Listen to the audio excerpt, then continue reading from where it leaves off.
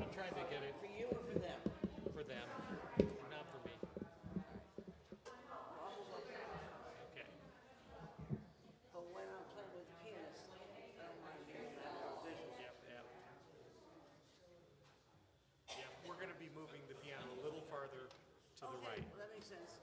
Yep. And then I'll just scooch in. Probably just a couple of feet, but it can make a difference. Yeah, as long as it's still in the visual. Yep. I'm gonna try to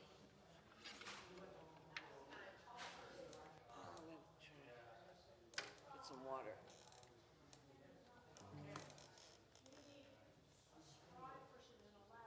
What do you need? For what?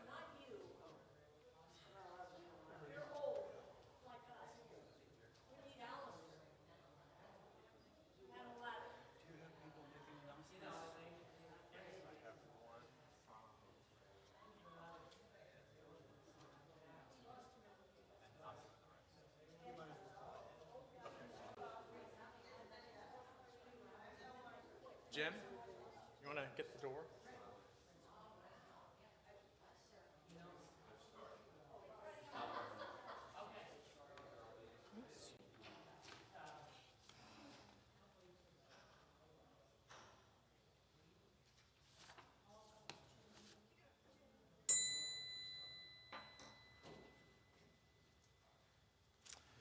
Good morning. Welcome to the Treasure Coast Unitarian Universalist Congregation in Stuart, Florida. Today's the 15th of March, a Sunday for the recording. The Ides of March. My name is Jay Lucas, and I'm your worship associate today. Somebody put worship leader on there, so maybe I've been promoted or something, I don't know. Pay is the same. We are a welcoming congregation. We welcome people of all ethnicities, religious and spiritual traditions, gender identities, ages, backgrounds, recognizing the inherent worth and dignity of every person. We're here to celebrate and affirm, and I would even say learn to live, the Unitarian principles that you'll find printed on the back of your order of service. We broadcast and archive on YouTube, and to be put on our mailing list, go to tcuuc.org or com? Org, tcuuc.org. And at this time, take a minute to silence your cell phones. To start off, we want to welcome our visitors, anyone who is here for the first time or maybe even the second time. If you're comfortable, please step up to the microphone and introduce yourself. Right up here, yep. Hi, I'm Joni. My last name is Hutchinson, and my friend here, Joanne Leone, told me about this church, and so far I am so blessed to be here. You know, I'm from New York. I have a, oh yeah, I am. And I have a place in the Villages, Florida, a little bit further north, and I am renting in Hope Sound. Absolutely love it. And I'm right now in the middle of hoping in Hope Sound to get this little townhouse. And then I will be here for full-time. Will be my primary residence. And I think I found a home here. I like it very much. I like the church. So thank you. Thank you. Welcome, Joni.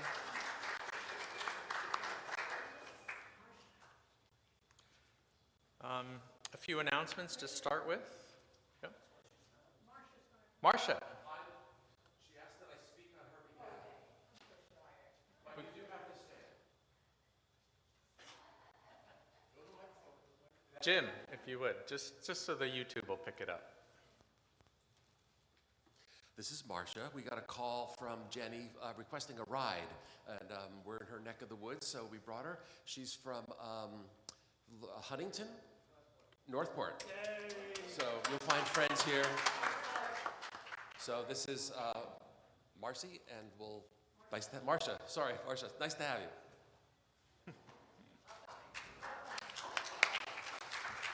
Welcome, Marcia. And thanks for the pinch hitting, Jim. For announcements, there's more, they're on the printed order of service. A couple we want to talk about or highlight. First, the calendar of events is up and running on the website, and you can find all the happenings on the website by clicking the calendar tab. As usual, we have on the first and third Tuesday at Poppleton Creek a brown bag lunch. For those of you that don't know, that's the creek or the park right down the street from here. And Jackie Buckley has an announcement that she'd like to share. She has two announcements. I just want to say I'm wearing our TCUC shirt today. Right back there, we did the first printing in the fall, and some people have expressed interest in having one now. We have to have at least 6 people who are interested to get the printer to print another batch. So I'm going to have a sign-up sheet on the round table in the entry hall if someone's interested, and we can talk about sizes. This is a women's size large. If anybody would like them. My other announcement was just that I prepared a couple of things for our coffee hour. A number of people can't have gluten or can't have sugar, and I'm one of them, and so I prepared some egg bites, and I made a coffee cake with no sugar and no flour. So I just thought it would be something to add to it for those who can't have it. It'll make it a regular thing if people like it. Thank you.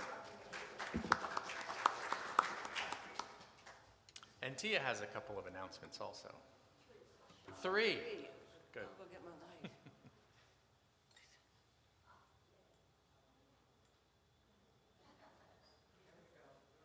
Here we go. I usually do this in joys and sorrows, but since I'm going to be up here, I'm Tia Breeding. I'm the president of the congregation, for those of you who are new. This is the Good Egg Award. We gave it the very first time last year to David Gray, who is not here yet. I hope he will get here. And I'm collecting nominations for this year. So I already have 7 excellent nominations. So it'll be difficult to choose.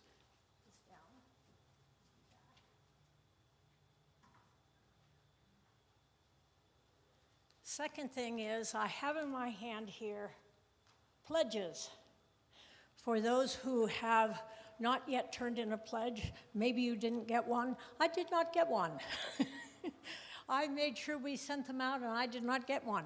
But so if you did not get one, or if you got one and you can't remember where it was, I've got a set for you so you can fill it out.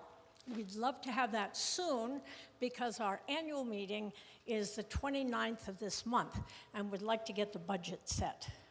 The third is that we have said in all of the calendars, and here comes last year's Good Egg recipient, David Gray. So he said I've mentioned that enough, but he didn't have to hear this time. So we have set the spring brunch as the 5th, right after Easter services.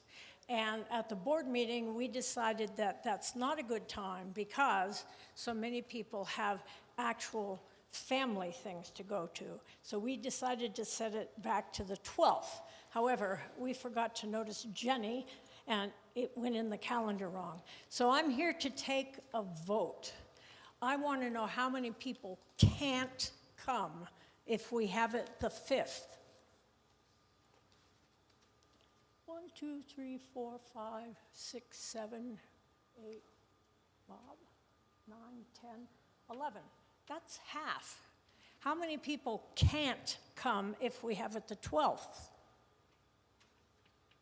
1. That probably means 2. There's Okay. a couple, another. Okay. Oh. All right. Based on that, we're going to go ahead with having it the 12th. We already have Christmas hat contest, and we have an Easter egg hunt on Easter itself. And I'm sorry to do this to our hospitality committee, especially, Well, she's out there. she's out there, especially Shari, who put a lot into this. But we will decide earlier next year. so that everybody has a better chance. So the Easter spring brunch will be the 12th. Easter celebrations will be the 5th. Thank you. Turn over my time. Okay, a couple more quick announcements. One is last October, the Social Justice Group, along with the UU of North Palm Beach, did the Emergency Assistance Fund. So that organization or group is hosting a concert called Jazz for Repro Justice. It's next Sunday, the 22nd at 4 p.m. And a ticket is $25, and there's a sign-up sheet in the lobby if you'd like to attend. The election support group meets today after the service in the sanctuary. And the last Sunday of every month following the service, please stay for Right Here, that's right with a W, Right Here, Right Now, our social justice program where you'll sit and write a letter to our elected officials at whichever level you choose. Yes. This Sunday, the last month, is our annual meeting. So I'd rather have you paying attention to the annual meeting where you have to vote, but you can write postcards and stuff before we actually begin. How's that? Sounds good. And the person Kim is running that, right? So we'll make sure to fill her in on that. And then everyone is welcome, of course, for coffee and cookies in our social hall after the service. A couple of thank yous for those that have helped with the service. Jackie, of course, on the cello, thank you. John and the choir are the other music additions. A special thank you to our greeters, Shari Louise, and our mystery ushers.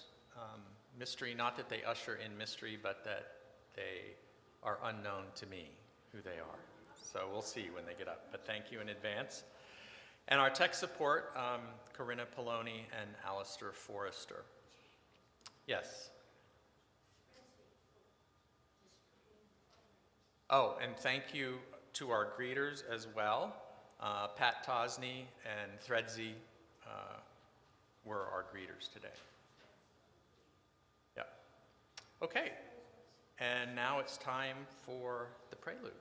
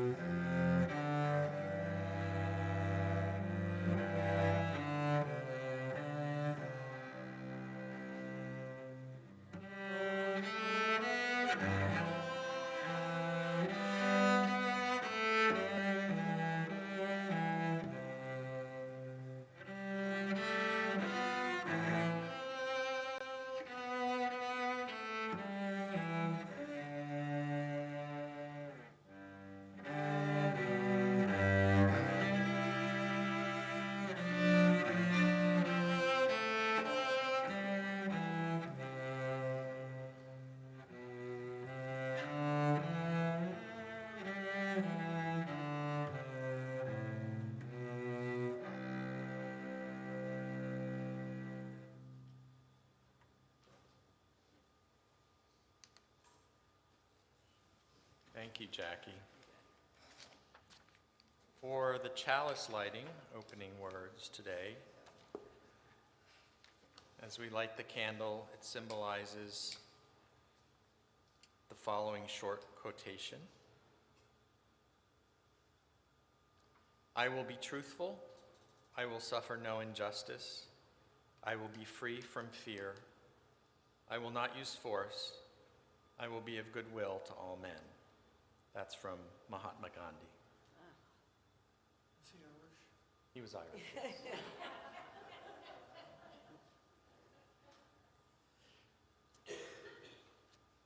The opening words today is a prayer. It's a prayer because we're all so diverse in our religious and spiritual beliefs. You might want to translate it because I don't think many of you are of this faith, but you can do the metaphors and the translation for the beauty that's in here.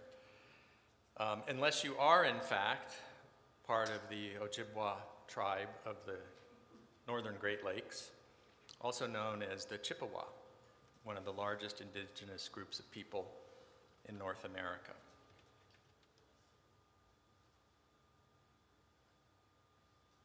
Grandfather, look at our brokenness. We know that in all creation, only the human family has strayed from the sacred way. We know that we are the ones who are divided, and we are the ones who must come back together to walk in the sacred way. Grandfather, Sacred One, teach us love, compassion, and honor, that we may heal the earth and heal each other. That's an Ojibwa prayer. And now for our first hymn, Joyful, Joyful, We Adore Thee.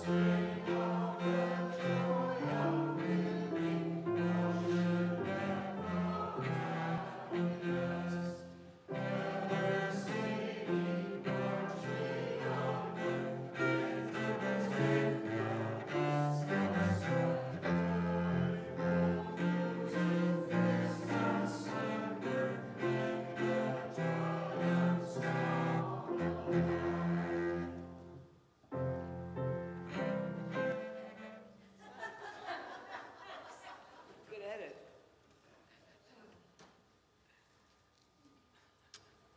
All right, and let us now recite our affirmation, speaking the first verse and singing the second. Love is the spirit of this church, and service is its law. This is our great covenant, to dwell together in peace, to seek the truth in love, and to help one another. Amen.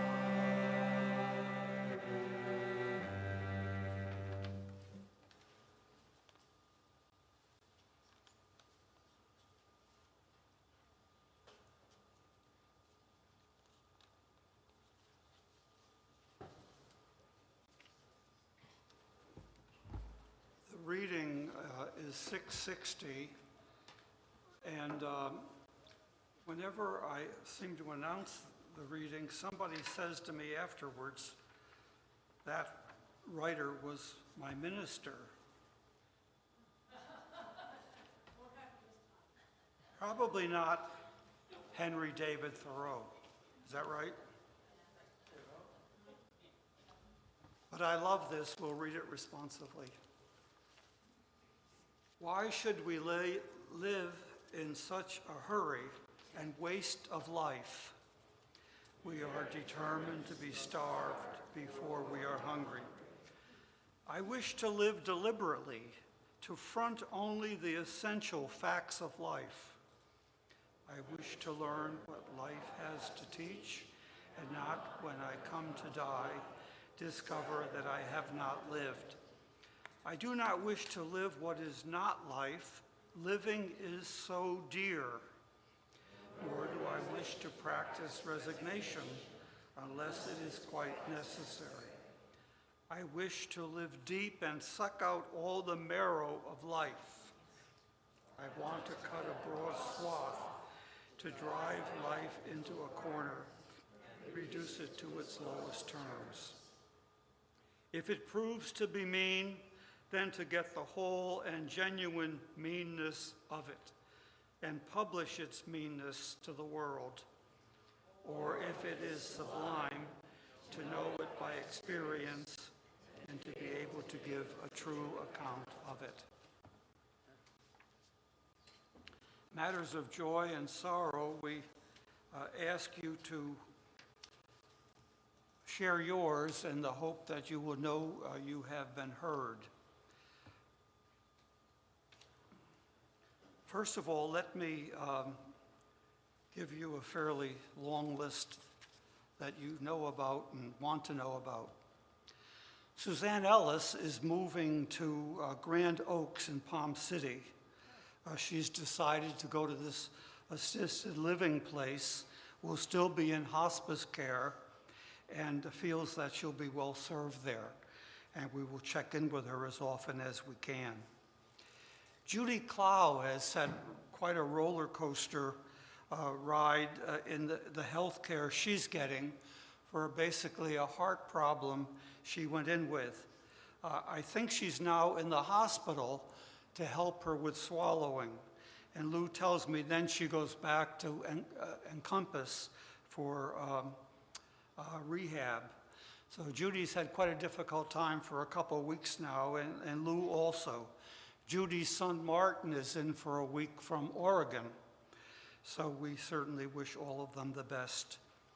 Jerry Rader has had back surgery and was in the hospital for a day. And his head nurse now, named Janet Rader, says he's doing well. And we certainly wish them both well. And then our Energizer, Betty O'Brien, is in rehab. Is she in rehab now? Yeah, for a second arm surgery she had to have. Betty is only 97, so her youth contributes to her, getting better, and she knows we wish her the best. Finally, on my list, Carolyn Haken. Carolyn Haken is in St. Lucie Hospital with an arm difficulty. And I asked her if she's in much pain. She says it's like a bee sting. So that can be bad. But anyhow, she's in good spirits, and we hope it goes well for her. Carolyn Haken. That's a long list. Who can add to it?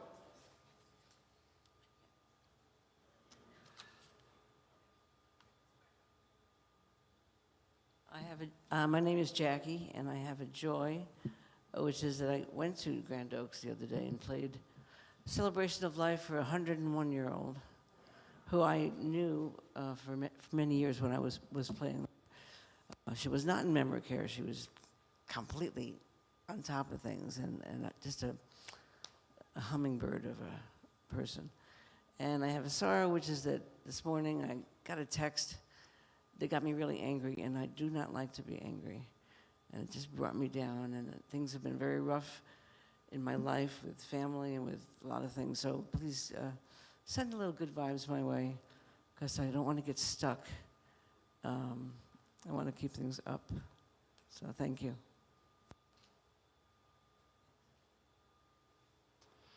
Go ahead, Ronnie. Come on up and get in line, Scott.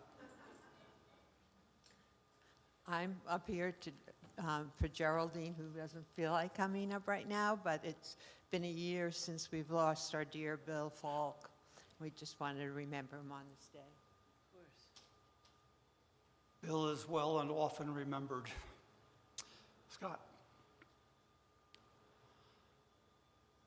Good morning. I'm Scott. Ask your prayers for my sister and her husband. He's in the hospital. Been a bit of a struggle, and she requested all of the best thoughts you could give her today. And Jackie, you gave me a real joy with the prelude. Oh, yes. Ours is a family built on stories.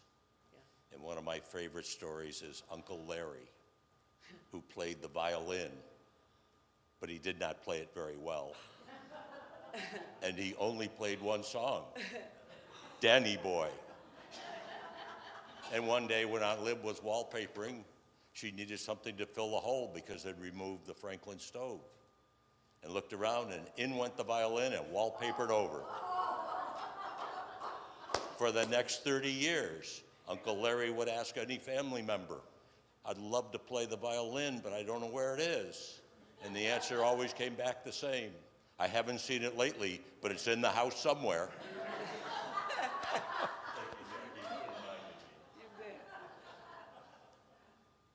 And this is Jim.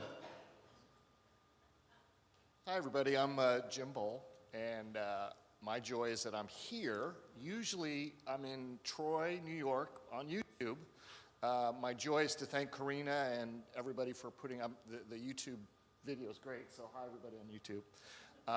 And I'm here with my lovely wife, Brenda. So it's great to see everybody in person. I will say the YouTube music is pretty good, but it sounds much better live. My second joy is that we're only here for a week. I'm kidnapping Brenda and our dog, and we're headed back to upstate New York. We live in Bob's old hometown of Troy, New York. We actually live on an apartment we actually can see the Hudson River from our apartment. And we're not from Troy, we're from Baltimore. But to see the Hudson River every day, it's just it really brings you to life. It's frozen, it's foggy, it's wavy, it's calm. There's something very magical about seeing a river. And anytime Bob tells his childhood stories, they may bore a lot of you, but I've actually been to some of the places. I can really understand Troy. It's really kind of a nice place. I wish I had grown up in Troy, so that's my joys. I tell people it's a great place to leave. But many people feel that way about home. Whoever's next.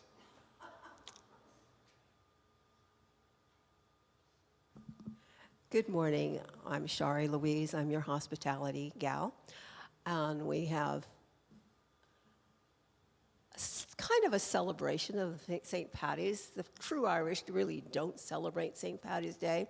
But what the heck, it's a great excuse. So if you're interested in having Irish coffee today, I have the makings. I didn't have the Irish whiskey, but I do have Courvoisier and another whiskey with me. And of course, whipped cream. Thank you.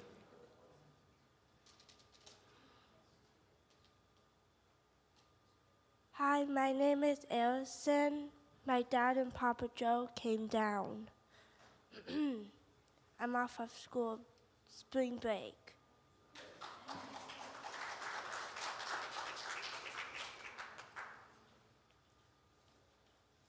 Hello, I'm Jim. Our daughter got married, and it wouldn't be fully consummated unless it was a joy announcement at the Unitarian Church. So we had a wonderful time. We had a great party on the beach on Friday night. All our friends, all our family, Jay's sisters, my brothers. It's wonderful to see all of the friends and the people that by daughter and her husband have influenced, and they got to speak, and it was really wonderful to hear all those great things about our mature daughter. The wedding was at Jonathan Dickinson Square, or State Park, under the big chickee hut, white chairs, flowers. It was just beautiful. And then we all walked along the river up to the reception in another pavilion for the rest of the night, where it rained, and the girls danced in the rain, and we were under the pavilion, and it was beautiful. And so it was a wonderful time, and I just wanted to share that with you. And they're still happily married. Anyone else? Well, again, She's like the ever-ready bunny. Yes. Energizer. Hi, this is a personal joy. Stan and I are taking 5 days and going exploring Florida. So I'll be gone for a while. now that's a joy. Oh my, we do try to share the joy here because there's enough else that we share, and you know. We always move one for people we haven't said out loud, but we carry in our hearts and in our concerns. So these stones are for them. The prayer meditation is by David Eaton, the back of the hymnal. A common destiny. All living substance, all substance of energy, being, and purpose are united and share the same destiny. All people, those we love and those we know not of, are united and share the same destiny. Birth to death, we share this unity with the sun, earth, our brothers and sisters, strangers, flowers of the field, snowflakes, volcanoes, and moonbeams, birth, life, death, unknown, known, unknown. Our destiny from unknown to unknown. May we have the faith to accept this mystery and build upon its everlasting truth. David Eaton. And now a minute of silence.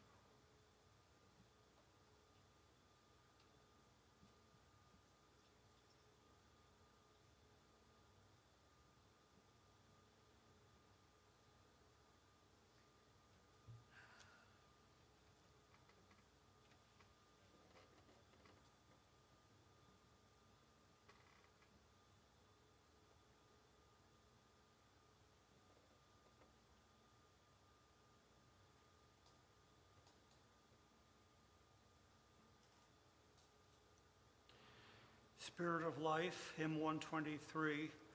We hum it once, we sing it once, seated or standing.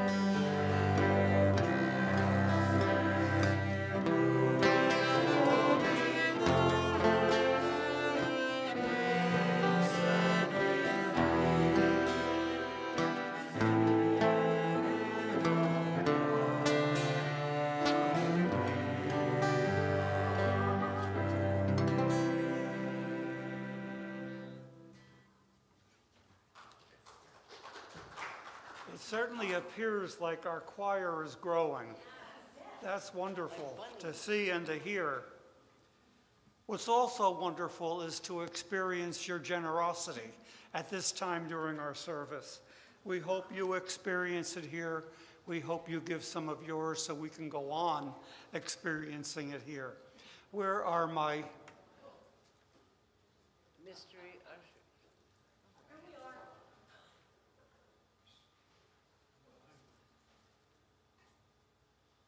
We've got 4 people now. Do we need 4? We're such a large congregation.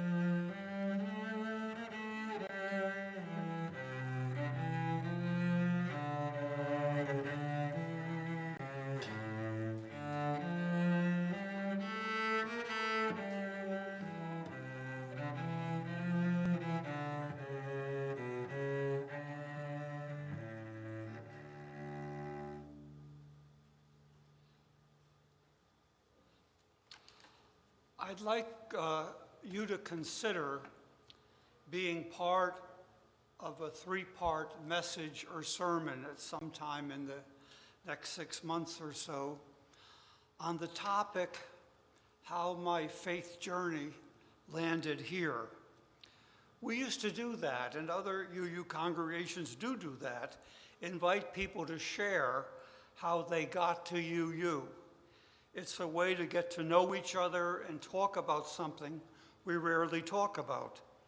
So I have a sign-up sheet, a yellow pad out on our events table. And if you would put your name down, we'll see what groupings of 2 or 3 we have.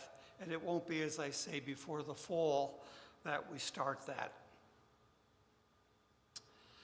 Why I can't let God go. From conversations with some of you, it dawned on me that a little God talk was called for. It seems like we avoid it because we use different words for deity or no words for deity. But for some, it is part of our DNA, family tradition, or something we discovered on our own or discovered us. It begins as a belief, an idea to repeat, and ends up as an experience to mold us if we are so inclined.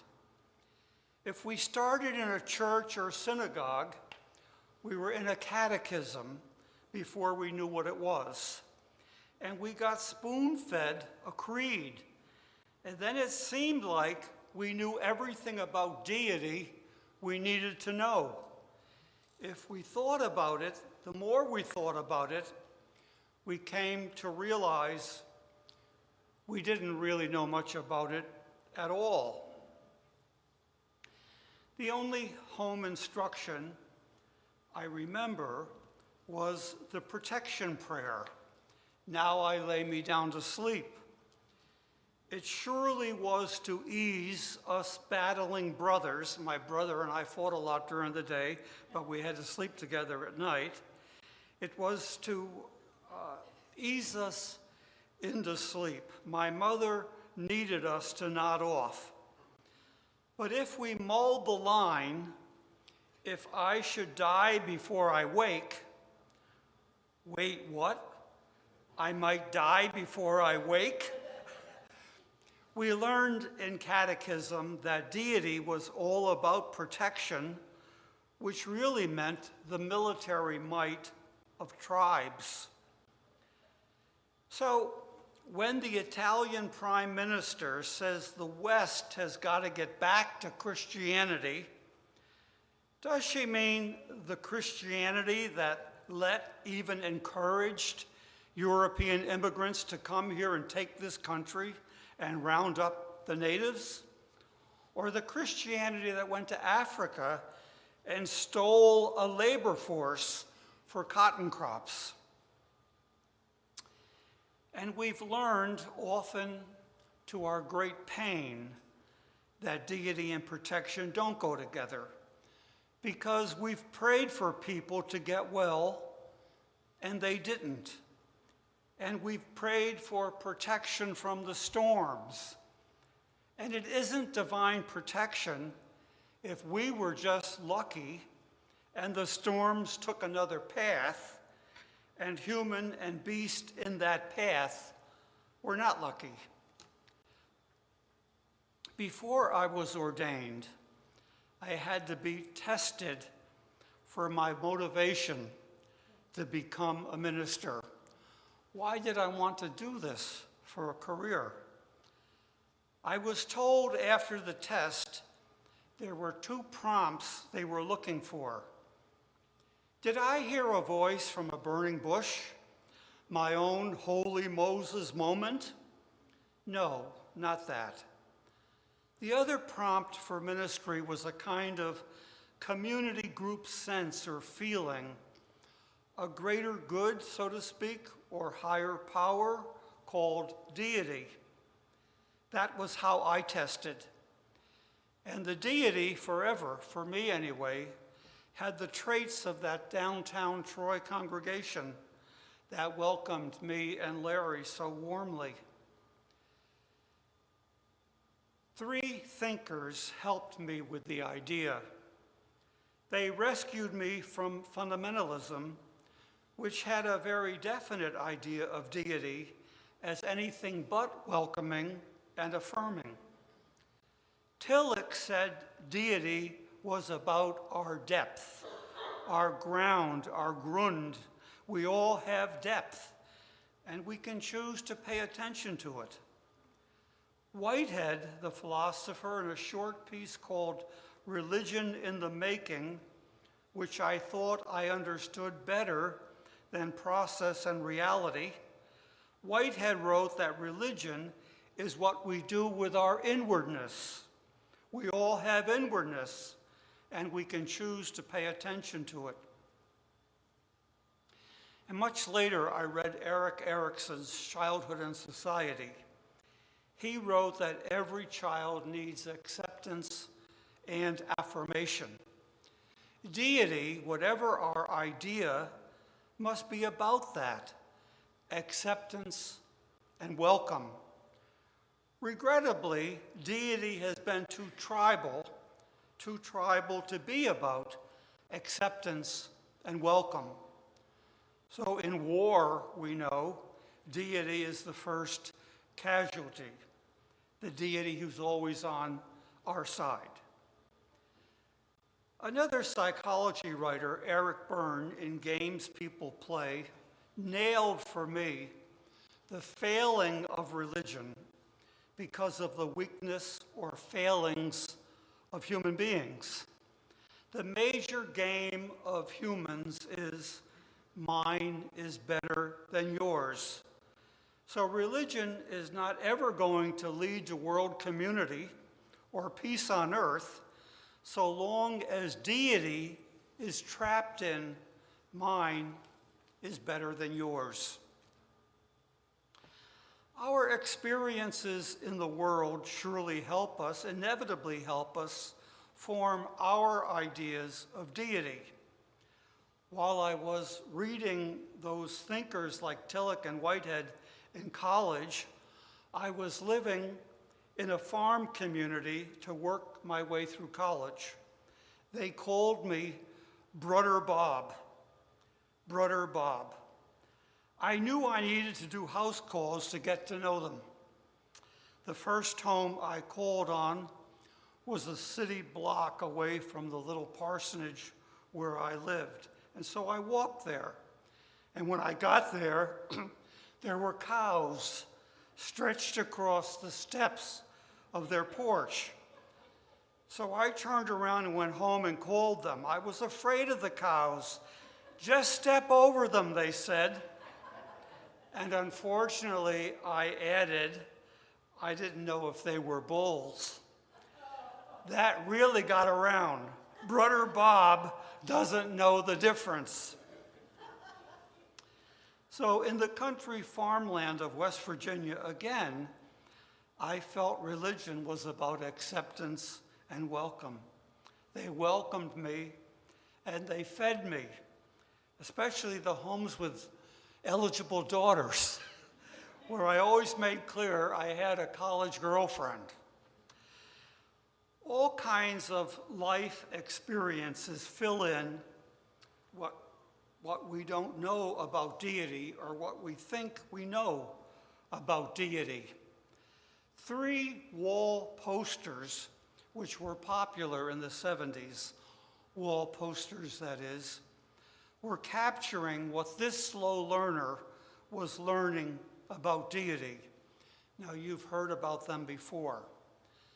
The first is like my life theme song, motto, or mantra, a rag doll on a scrub board with the words, "The truth will set you free, but first it will make you miserable."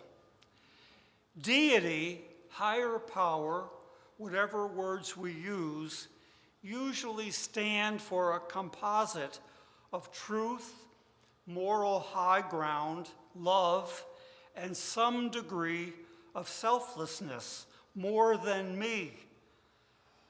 The truth that hurts before it frees is some kind of aha, that I'm not as right as I think I am, and whoever I disagree with is not as wrong as I think. And I and you are stuck until we get that. A moment that seared into my memory came into an argument with my first in-laws, good fundamentalist people from Western Pennsylvania. In my 20s, I knew a lot more than I know now. I used to, as a prelude to my point to get across to them, I thought I could say, "You'll have to agree with me." After a few arrows of that obvious, but not to me, insecurity, they worked up the courage that they wouldn't be offending their daughter by saying, "We don't and we don't." That truth hurt, but I needed it. The only line of Burns I remember, the poet Robert, or Bobby if you're Scott, not the deity George, though he played the deity quite well. The Burns line, "Woe to God, the gift he gave us, to see ourselves as others see us. It would save us from much like misery and misunderstanding." Human minds and human words, even sacred human words, can only hold so much truth. We risk a slow descent into hell when we forget that. The second poster that taught me a lot simply said, "The main thing is to keep the main thing the main thing." Kids and pets will remind us what that is. They are what that is. But they move on, and we have to remind ourselves. We will be remembered by those we care about, remembered for what we made our priority. Friends in a Long Island church gave me a third poster, and it said, and they said, "This is so you."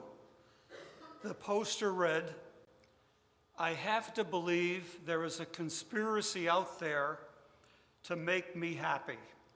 I have to believe there is a conspiracy out there to make me happy. If I believed in conspiracies, I would that one. Probably like you, I have a pantheon of contributors. Like my 5th grade teacher, Miss Joseph, who often honored me with the mission of walking to downtown Troy during my lunch break for her milkshake. I would go to the soda jerk, they were called that I think at the time. The jerk behind the counter always gave me a little cup like we used to get from the dentist. But this one had the leftover shake. My feeling that honor kind of reminds me of a Tom Sawyer or Huckleberry Finn moment of who wants to take the joy of painting this fence. Was that Huckleberry Finn or Tom? You've heard the story. The sincerity of people I didn't agree with really touched me, often through my career. Like one woman in Northport, Long Island, who had been a card-carrying leader of the WCTU, Women's Christian Temperance Union. Anybody here carry a card for that membership? A prohibitionist, a proud prohibitionist.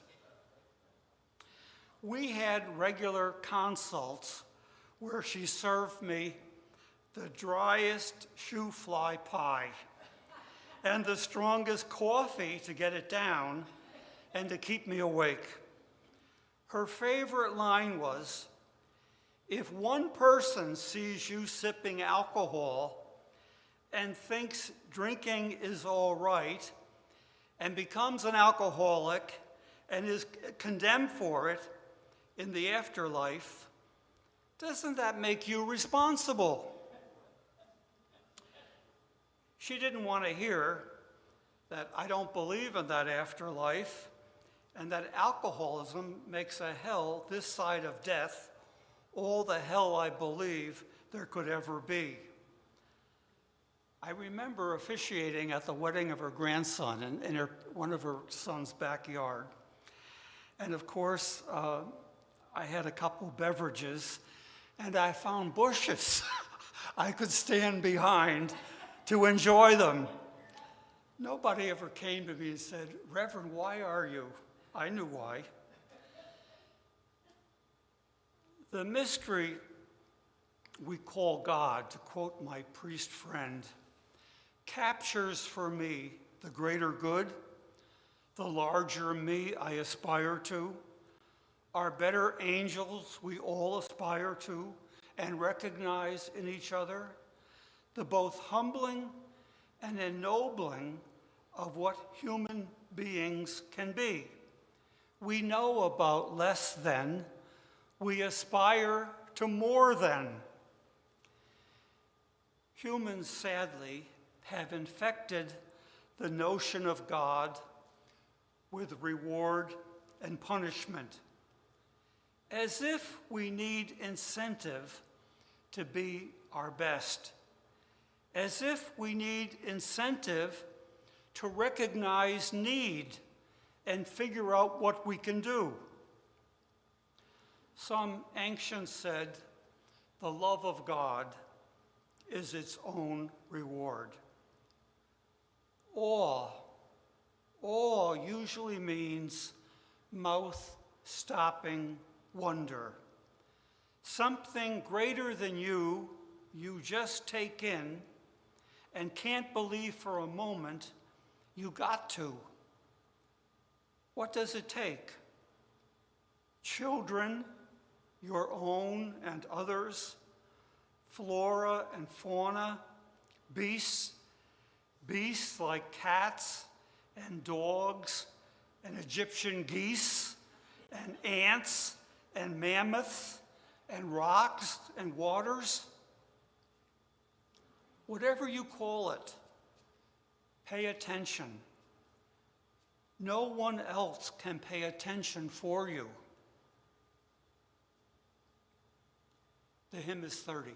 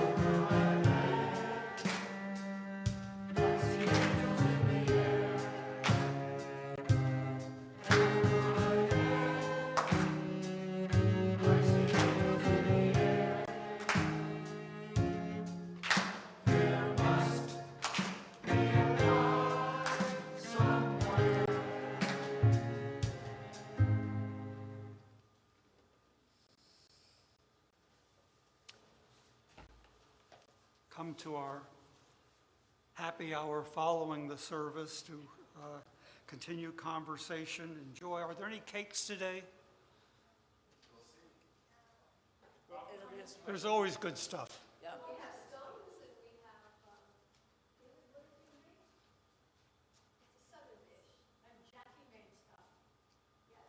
I didn't mean for us to give the menu out, but thank you. The thought is just come, and there's a meeting over here on election support. Post-election. But the next one might come up. Anyway, not by me. The closing thought is by Wendell Berry, the back of the hymnal.